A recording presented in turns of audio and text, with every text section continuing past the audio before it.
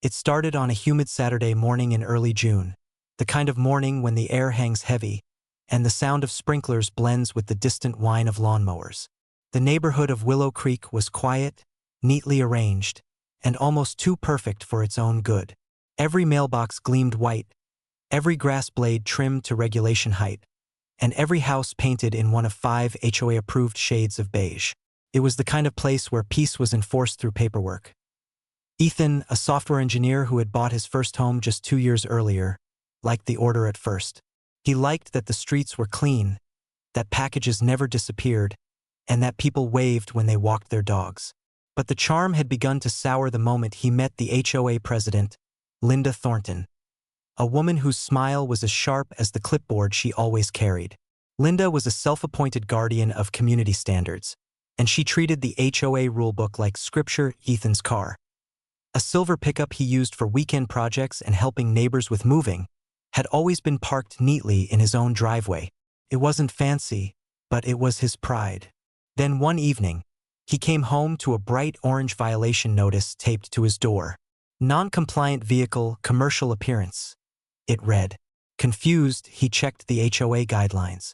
There was a vague clause about vehicles of commercial nature not being allowed to park in driveways overnight. But his truck didn't have logos, no ladder racks, no tools, just a clean, well-kept pickup. Still, Linda had decided it violated the spirit of the rule. Ethan emailed her, politely explaining that it wasn't commercial, that it was his personal car. The reply came swiftly. "Rules are rules," she wrote. "Failure to comply will result in enforcement measures." He thought it was an empty threat. Until that Saturday morning he stepped outside with a cup of coffee, ready to enjoy the weekend, when his stomach dropped. His driveway was empty. The familiar shape of his pickup was gone. For a brief second, he wondered if it had been stolen. Then he saw it, a folded slip of paper left on his doorstep by the towing company, stating that the unauthorized vehicle had been removed at the request of the Willow Creek HOA. Shock turned to anger so fast it felt like heat rising through his skin. They had towed his car from his own driveway. He called the number on the paper and learned his truck had been impounded 20 miles away, and it would cost nearly $400 to retrieve it. He tried to argue, but the operator simply said, "Take it up with your HOA," and so he did. But the HOA didn't answer calls on weekends, and Linda was conveniently unavailable. The longer Ethan waited, the angrier he became. By Sunday night, he had to borrow a friend's car just to get to work the next day. On Monday morning, he took time off and went to the impound lot. There it was, his truck, sitting behind a chain-link fence, dusty and cold. He paid the fee, signed the papers, and drove it home in silence. When he pulled back into his neighborhood, neighbors peeked through curtains. They knew something had happened. Everyone knew how Linda ran the HOA, strict, unbending, and always looking for a reason to make an example out of someone. Ethan felt the eyes on him, but he ignored them.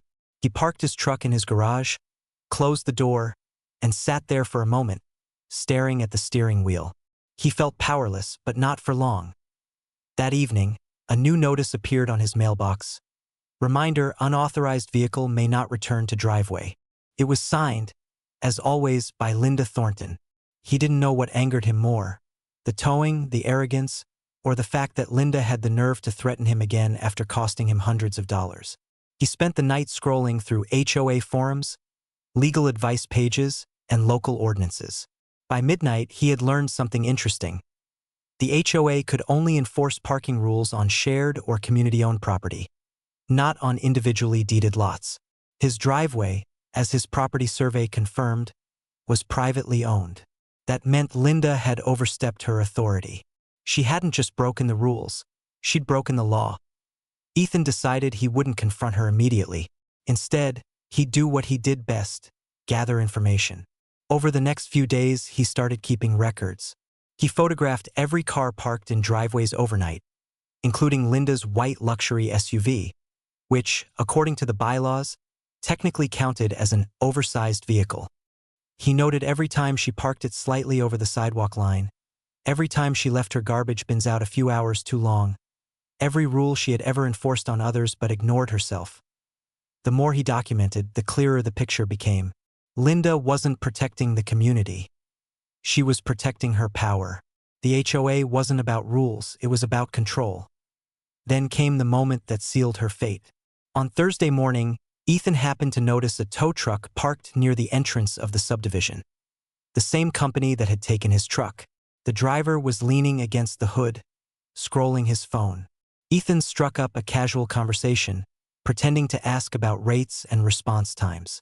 The man mentioned he got regular calls from one client, the Willow Creek HOA, and that the lady who runs it had a personal account on file. Personal. Not the HOA's official account. Ethan's heart raced. That meant Linda wasn't towing cars through official channels. She was using HOA authority to make personal towing requests illegally. She'd been abusing her position, possibly even pocketing HOA funds for enforcement fees. Suddenly, Ethan knew exactly what he was going to do. He went home, opened his laptop, and started making calls to the city parking authority, to a friend who worked in real estate law, and finally to the towing company's records department. By evening, he had everything he needed. Proof that Linda had ordered the tow personally, using her name and signature. Not the HOA's. Now it wasn't just about revenge. It was about justice. Ethan parked his truck in his driveway that night, right in the middle where everyone could see it. He half expected another notice or a tow, but nothing happened. Maybe Linda had realized he was fighting back. Maybe she was waiting to strike again. Either way, he didn't sleep much. He lay awake, staring at the ceiling, planning. He knew what it felt like to be powerless in the face of HOA tyranny, and he knew there were others in the neighborhood who felt the same. He just needed the right moment to expose her. That moment came sooner than he thought, because the next morning, as he left for work, he noticed something unusual. Linda's white SUV, parked halfway across the curb, with a visitor parking violation sticker, one of her own, peeling off the bumper. The irony hit him like lightning. He smiled for the first time all week. And in that smile, a plan was born. The kind of plan that would make sure Linda Thornton would never tow another car again. Ethan spent the weekend quietly putting his plan into motion. The key to good revenge, he knew, wasn't loud retaliation. It was precision. He had learned that from his years in software development, debugging complex systems where a single misplaced line could bring everything crashing down. Now, he intended to apply that same logic to the tangled web of rules and authority that Linda Thornton had built around the HOA. He started by gathering allies. Not through meetings or confrontations, but through casual conversations that seemed innocent enough. During morning jogs, while trimming hedges, or when walking his dog, he began listening. The complaints poured out naturally once he opened the door for them. There was Mr. Delaney, whose daughter had been fined for hanging a small rainbow flag on their porch. Mrs. Choi, who was billed for repainting her mailbox twice in 1 year because the white didn't match the official shade. And the Johnsons, who'd had their holiday lights forcibly removed in December for being too bright. Each story carried the same thread: Linda's need for control disguised as community standards. By the end of the week, Ethan had an informal list of at least a dozen homeowners who quietly resented her. They didn't dare challenge her openly, but their frustration simmered. He realized then that his revenge didn't need to be personal. It could be poetic. It could expose her hypocrisy in front of the very people she ruled over. The first move was subtle. He sent an anonymous email to every HOA member, a message that appeared to come from an anonymous concerned neighbor. Attached were photos and public documents he'd collected. Linda's SUV overlapping the sidewalk, parked overnight in violation of the same rules she enforced. Records showing she'd personally requested vehicle removals from driveways, including his own, without board approval. And the towing company receipts bearing her name. He hit send late Sunday night, just before going to by Monday morning. The quiet perfection of Willow Creek had been cracked open. Word spread faster than wildfire. Neighbors stood in small clusters at the mailboxes, whispering, glancing toward Linda's house. Ethan kept his head down, pretending not to notice, but he saw it. The power shift had begun. That afternoon, the HOA's private Facebook group exploded. Posts appeared and vanished as quickly as Linda could delete them, but the screenshots traveled faster than her censorship. Did you all see the towing receipts? She used HOA funds for personal requests? I knew she was targeting people. The tone of the comments changed from fear to outrage. For the first time, people weren't afraid to speak up. But Ethan wasn't done. He wanted something more visible, something that would make Linda feel the humiliation she'd handed out so casually. That opportunity came in the form of a single white envelope slipped under his door the next day. Violation notice, unauthorized driveway parking, final warning. Linda hadn't learned. Despite the growing whispers, she was doubling down. The arrogance was staggering. Ethan smiled when he read it. It meant she still believed she held all the power. That was her mistake. The next morning, he made a call to the same towing company that had taken his truck 2 weeks earlier. He explained the situation, carefully choosing his words. He was polite, calm, and factual. He told them that a vehicle had been repeatedly parked across the sidewalk, blocking pedestrian access, in violation of city code. He even gave them the make, model, and location, Linda Thornton's prized white SUV. And to make it official, he contacted the local parking enforcement office, forwarding photos of the SUV taken over several days. Technically, he wasn't lying. She had broken the law, and anyone could report it. That evening, he sat in his living room, watching through the blinds as the sun dipped low and the streetlights flickered on. The hum of cicadas filled the air. At exactly 7:46 p.m., headlights swept across the street. A tow truck, the same one that had once taken his car, rolled slowly up the curb in front of Linda's house. He held his breath as 2 workers got out, checked their paperwork, and nodded to each other. One crouched beside the front wheel while the other unspooled a thick metal chain. The clicking sound of the winch echoed down the street.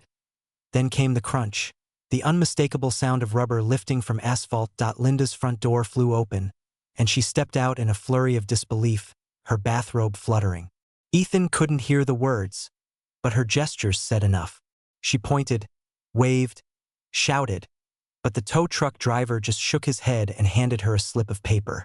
After a few moments of futile arguing, the SUV was hauled away, its headlights flashing in protest as it disappeared down the road. Ethan felt a rush of satisfaction.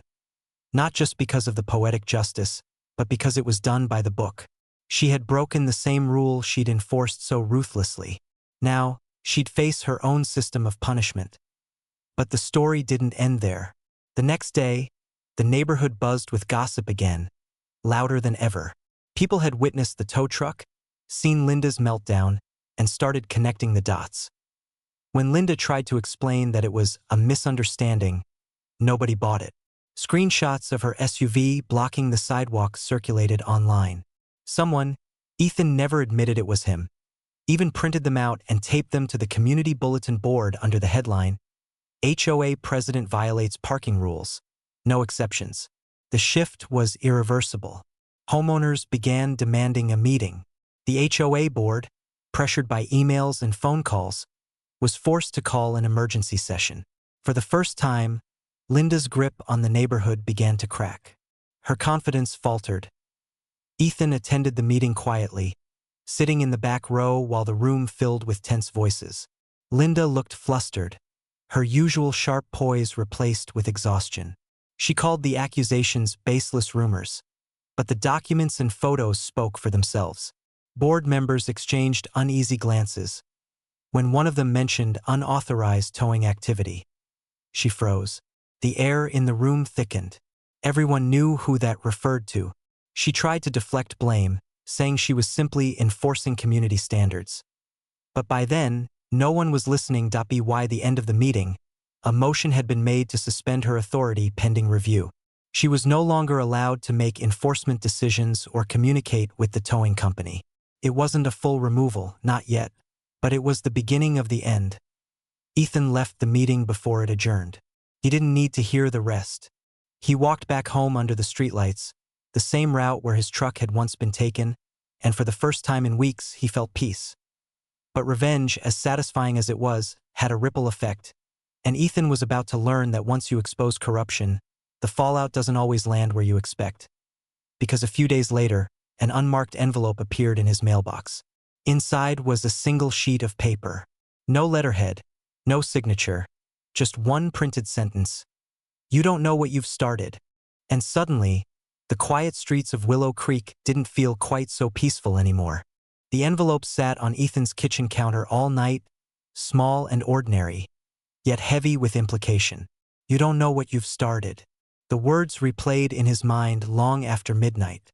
He didn't know who had sent it, but he could guess. Maybe it was Linda herself, desperate to claw back control. Or maybe one of her few remaining loyalists, still blinded by her authority. By morning, Ethan's resolve hardened. He had no intention of backing down. What he'd started wasn't just revenge. It had become something bigger. The entire community had begun to see what the HOA had become under Linda's rule. Not a body for order, but a weapon for control. If he stopped now, all that effort, all that humiliation he endured, would mean nothing. The following days in Willow Creek were tense. People whispered in driveways, in cul-de-sacs, in online threads that Linda couldn't delete fast enough. The HOA board, rattled by the backlash, announced a formal audit of all enforcement activities over the last 3 years. It was the first time anyone had dared to question Linda's reign on paper. Ethan watched from the sidelines as it unfolded. He didn't attend the next meeting, though he heard from neighbors that it had turned into chaos. Linda had stormed out halfway through, declaring that ungrateful residents didn't deserve her leadership. The irony wasn't lost on anyone. Within a week, an email went out to all homeowners. Effective immediately, Linda Thornton has been removed as HOA president pending the outcome of the audit. An interim committee will oversee operations until further notice. No one cheered publicly, but the sense of relief was palpable. Sprinklers hissed again in the mornings. Lawns bloomed with small bursts of individuality. A birdbath here, a flower pot there. Little rebellions against the uniformity that had once defined the neighborhood. Ethan thought maybe, finally, things would quiet down. But peace doesn't come easy in places built on control. The audit's findings landed like a bombshell 2 weeks later. Word spread fast. Misused funds, unauthorized towing expenses, unexplained reimbursements, and even fabricated maintenance invoices. The numbers didn't lie. Linda had been using HOA money for personal gain, hiding behind paperwork and fear. The board tried to keep it quiet, but someone, probably one of Ethan's new allies, leaked the details. Soon everyone knew. Her empire had crumbled. Ethan didn't feel triumphant. He felt something closer to disbelief. How far it had gone. How much she'd gotten away with simply because no one had questioned her. The quiet compliance of the neighborhood had been her shield, and now, without it, she had nowhere left to hide. Then came the morning he saw her again. It was early, the sun barely over the rooftops, when he spotted her across the street. Linda stood beside her mailbox, empty-handed, staring at the ground. The confident posture she always carried, straight back, clipboard in hand, was gone. She looked small, fragile, a person stripped of power and purpose. For a moment, Ethan almost felt pity. Almost. But then he remembered standing in his own driveway, watching a tow truck disappear with his car, and he remembered the smug tone in her letters. That pity evaporated. Still, he didn't gloat. He simply nodded once as he walked past, acknowledging the end of something. She didn't look up. In the weeks that followed, the HOA transformed. The new committee, made up of longtime residents who had once been too afraid to speak, rewrote key policies. Enforcement required board votes now, not unilateral action. Towing vehicles was suspended entirely unless approved by a city officer. Transparency reports became mandatory. For the first time, Willow Creek started to feel like a community again, not a dictatorship. Ethan's neighbors began thanking him quietly. Some left cookies at his door. Others stopped by just to say they appreciated what he'd done. He always shrugged it off. He hadn't done it for praise. He'd done it because someone had to stand up first. But the story didn't end with the audit. One evening, months later, Ethan received an official-looking letter from the HOA's legal representative. Inside was a copy of a police report, confirmation that Linda had been charged with misappropriation of funds and fraudulent HOA activities. The evidence had been overwhelming.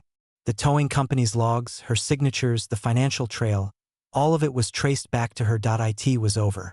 Completely, finally, undeniably over. And yet, closure came in the smallest, most unexpected moment. A few days after that letter arrived, Ethan heard a rumble outside late at night. He peeked through the blinds and froze. A tow truck idled briefly at the curb, the same one he'd seen so many times before. For a second, his chest tightened. An instinctive flash of anger, old and familiar. But this time, it wasn't there for him. It rolled slowly past his house, down to the end of the street, where a for sale sign had recently gone up, in front of Linda Thornton's house. He watched as movers loaded her furniture into the truck that followed. No one came out to say goodbye. No one watched from windows. It was as if the entire neighborhood had collectively decided to erase her from memory. By dawn, she was gone. Ethan stood in his driveway, coffee in hand, staring at the empty house across the street. The quiet was different now. Not forced or fearful, but calm.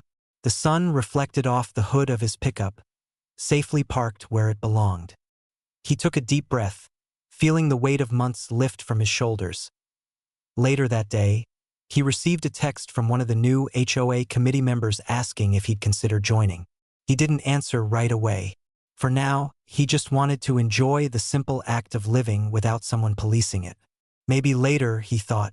Maybe once he knew the peace would last. That night, as the crickets started their song and porch lights flickered on, Ethan sat outside, watching the neighborhood he'd quietly helped to free. The lawns glowed in the dim light, imperfect but alive, each house reflecting a piece of the people who lived there. For the first time in a long time, Willow Creek wasn't about rules. It was about people.